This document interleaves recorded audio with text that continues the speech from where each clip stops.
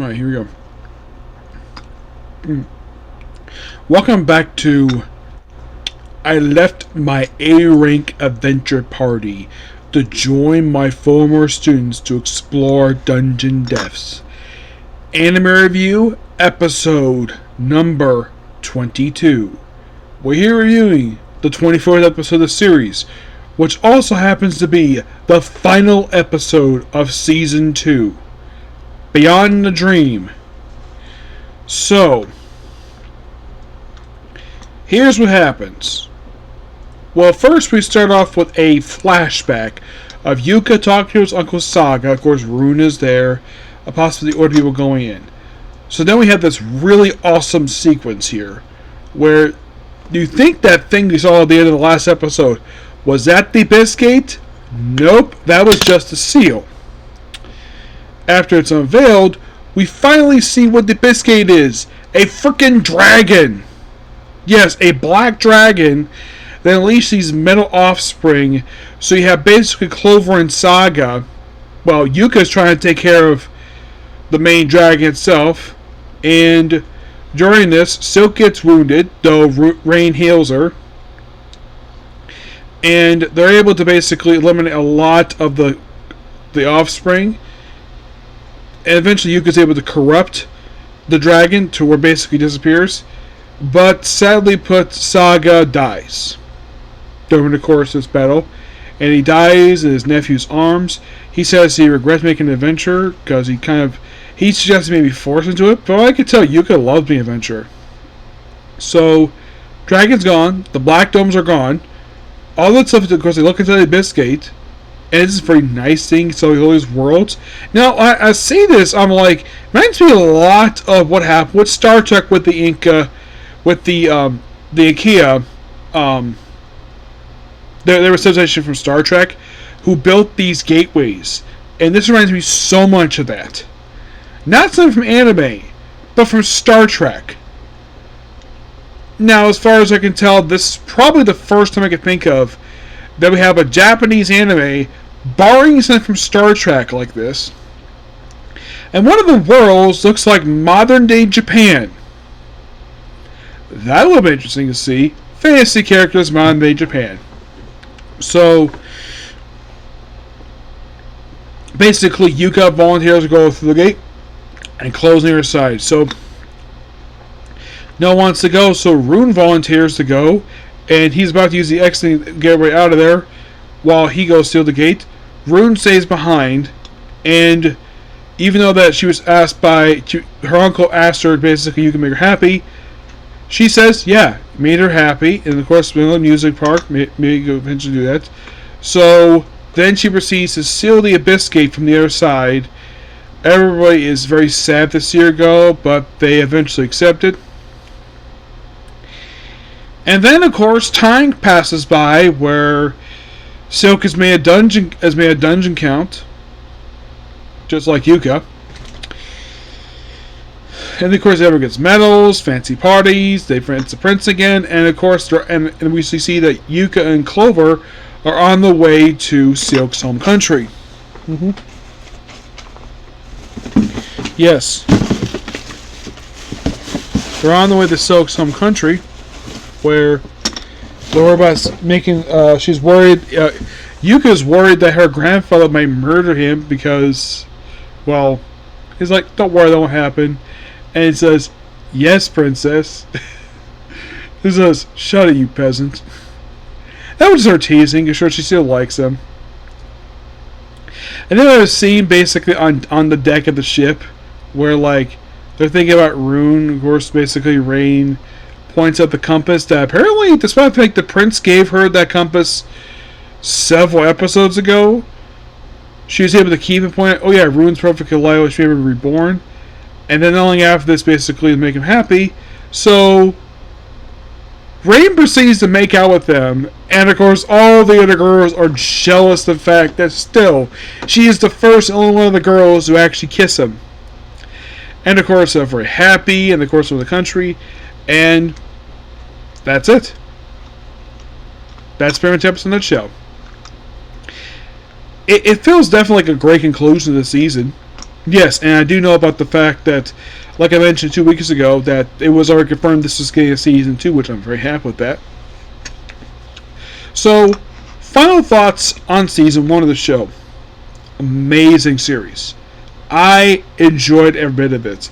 Yes, the fact that the only voice actor for the show that I was familiar with was Lindsay Seidel, who's voiced of Marnie, who does a great job voicing her. Yep, and I met Lindsay Seidel. I met her back in, I think it was back in 2021, I think it was, at Central Park Comic Con. Yes, that's when I first met her. I met her there with Alexis Tipton, because of course, I think it was that one, or was it 2022, where they gave like an extra room for the voice actors, which I was very happy since Comic Con did this, because over the years, over time I've been there, like 2 or 3 times I've been there, it's been the same like 2 rooms, and then they developed the other room, like it was like one room and like a couple things in a room, and then eventually they had more, and they had another room down the hallway, which was the Jenkins room, which is where Ring of Honor had usually occasionally had over the years. They're usually like Supercard of Honor there. As a matter of fact, I was actually supposed to go to Ring of Honor Supercard of Honor back in 2020 before COVID hit. But I never got a refund anyways, but I'm not really worried about it. This was like 5 years ago. And sadly Ring of Honor has never in that place since then for some weird reason. Yeah, I'm not sure why. But, be that it may, I cannot wait for Season 2. I've not heard anything, aside from the fact it's been greenlit for Season 2, no release date for it yet. None whatsoever. And here's a fun fact with this one. Did you know this actually was one of, like, a few anime I started watching back in January? And this is the last one that was still running? Because when before this, I finished up with Dragon Ball Daima. And I finished up, like, 2 months ago. The only reason why this one took longer than that one to finish up, because for some weird reason, I'm not sure why, we're getting close to the end of the season, and for some weird reason, the series decided to take a week off. I don't know why, that the series decided to do this, but it did. It was by far the most strangest idea I've ever seen for the show, where, like, for the dub, it took a week off, and I was expecting a double feature, because in the past where they took a week off, and then for some weird reason, 1 week they released 2 episodes in one day.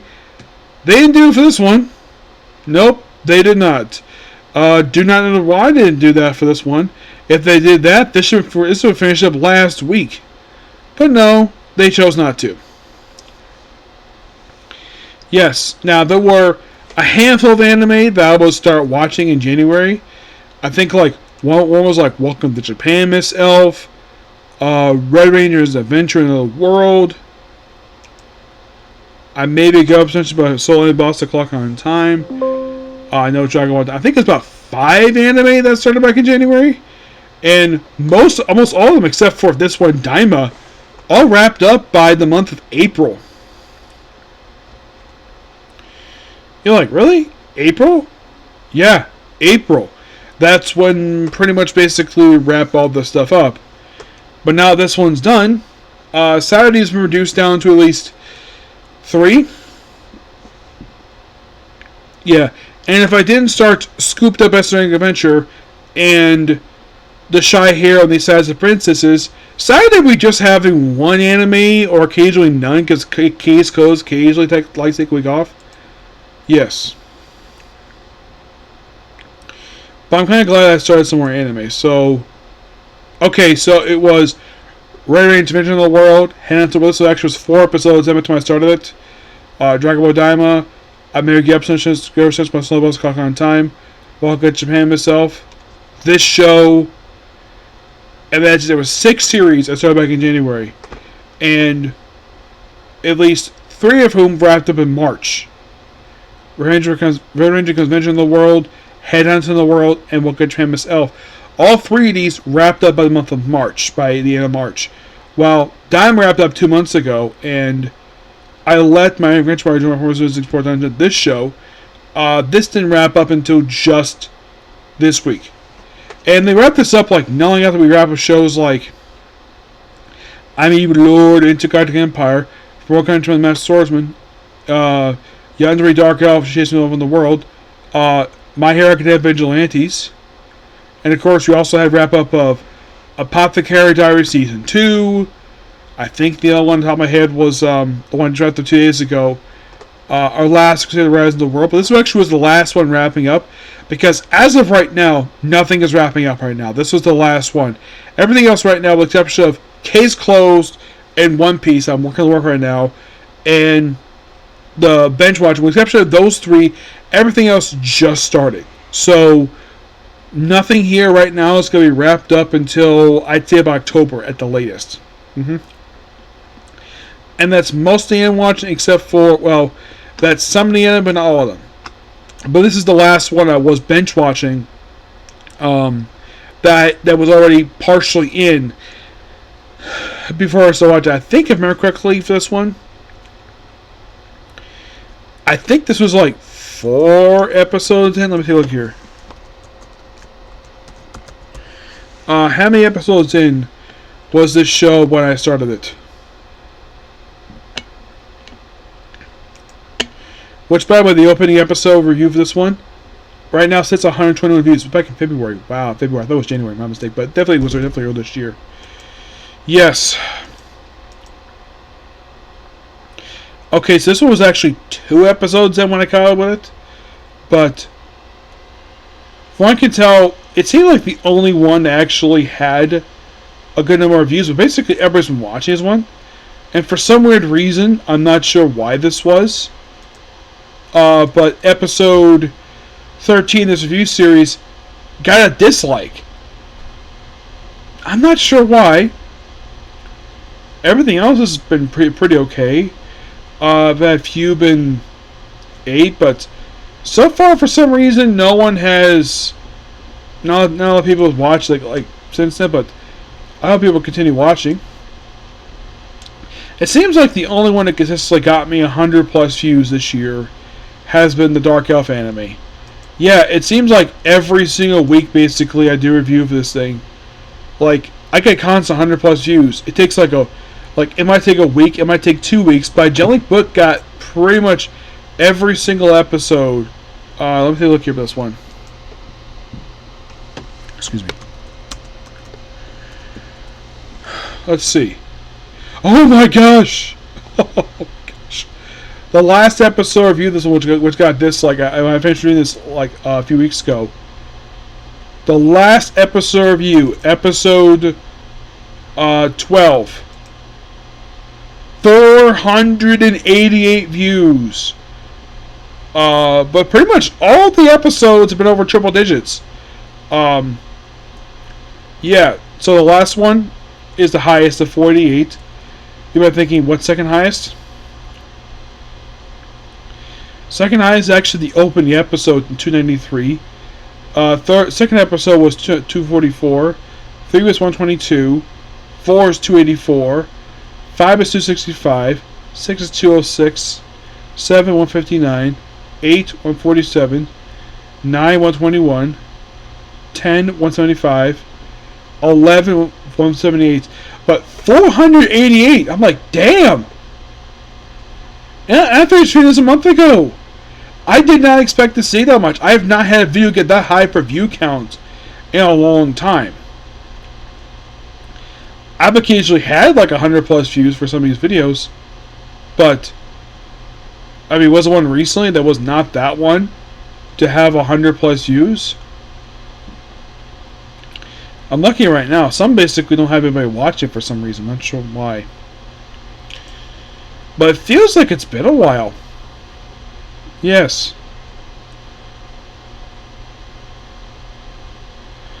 I mean, with the exception of Yandere, like before that one, like last month, that was probably like the highest view video I had last month. I'm looking at basically right now the videos I recorded last month. So if only one reached like. Okay, so it's been a while, so. But yeah, overall, like I said, I do appreciate the views. I do. Just please keep watching. Yep. So yeah, that's the episode of you. Please be sure to like, comment, subscribe, turn notifications. Next up, Scooped Up by an S-Rank Adventure. Okay, next view. Bye.